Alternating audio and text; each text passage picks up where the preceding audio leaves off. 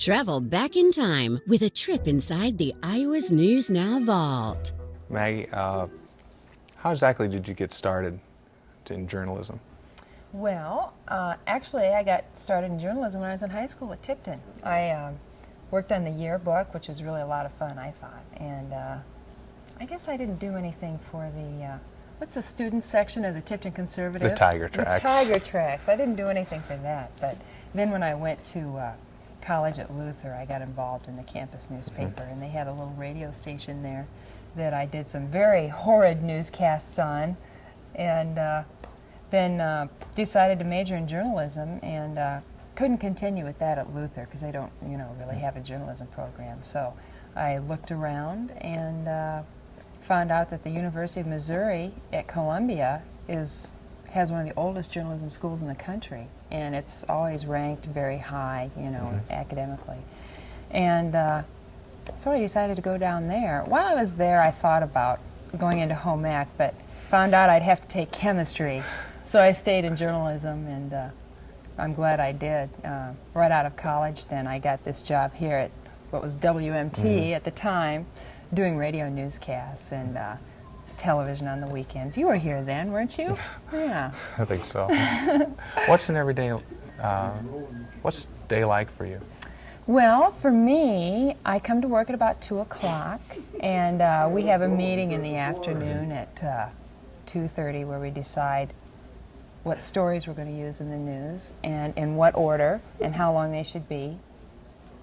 And then after that meeting, which gets over about 3:15, 3:30, I leave the building and I go to the county courthouse and the federal courthouse and run a beat and see if anything new has been filed since our morning reporters have been in. And come back and get ready for the 6 o'clock news and do that. And then I have a dinner break. And then from about 7:30 to 10, I work pretty much straight through writing stories and editing the video that goes with them that we'll be using for 10 o'clock. Generally, what do you feel the importance of your job is to just the everyday person? Well, we perform a lot of public services. For example, when there's severe weather, our weather department then gets the alarm out to the viewing audience. Things like that, when your person is involved, in terms of, well, another example would be like if there's a traffic tie-up somewhere.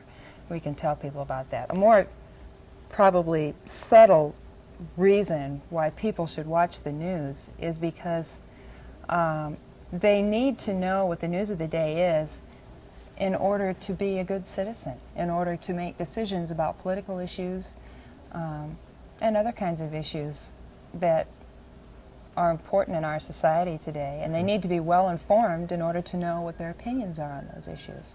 Another thing is that, sadly, most people get their news from television, which is really a shame because we can't give as much of the story as newspapers and magazines can. We can give you the highlights. Even Walter Cronkite calls television news a headline service. There are news programs that get away from that, like 60 Minutes, for example, is obviously an example of a very in-depth kind of news show. But the kind of news we do, we have, actual news time at 6 and 10. We have 10, 10 and a half, 11 minutes. And if we put 12 stories in that time, we can't spend a whole lot of time on each one. Consequently, we can give you the gist of what the story is about and hit the high points, but we can't really get into the detail and the background that the print media can. Is it a good career? It's a very exciting career. Journalism in general is, whether it's newspaper or radio or TV or magazine or whatever. One day you interview a presidential candidate, and the next day you interview a murder suspect, and the next day you interview Flip Wilson, and the next day a housewife, and the next day an anorexic. Every day it's something different, and it's you get to meet kinds of people that you would never come in contact with otherwise. So that's why I like it. Thanks a lot, Maggie. Thank you.